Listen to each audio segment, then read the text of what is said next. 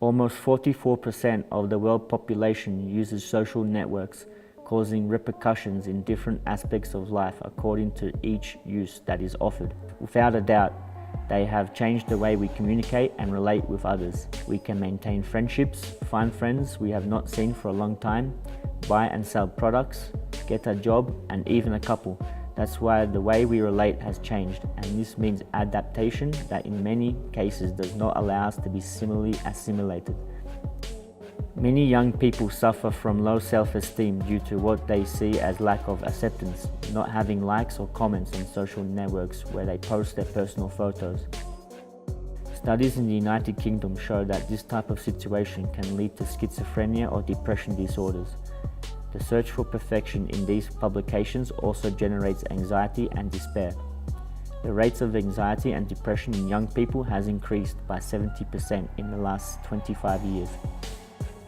Another psychological manifestation that can occur in young people due to their uncontrolled use of social networks is that of addiction to social networks. Often, they cannot tolerate more than a minute without visiting them, and anxiety increases when there is no access to them.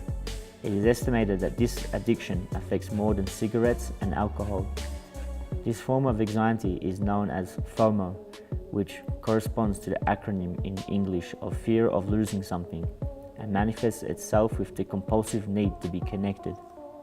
There are also cases of isolation due to the fact that many young people stay in their homes and stop interacting with real people and increase their network of contacts in these platforms.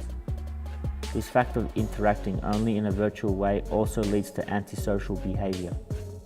Many young people use social networks at night, leaving aside the good rest and the right hours of sleep. This being another cause of disorders in mental health due to poor quality of sleep, causing feelings of drowsiness and release of melatonin hormone that intervenes in the natural cycle of sleep, causing headaches, dizziness, nausea, drowsiness, and short feelings of depression.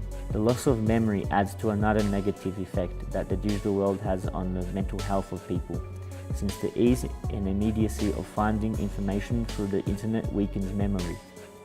The paranoia and dependency caused by technological devices generates insecurity by believing that the cell phone is ringing when it isn't. Or conversely, if we forget the cell phone at home, this awakens a sense of discomfort that does not allow to keep the pace of normal life.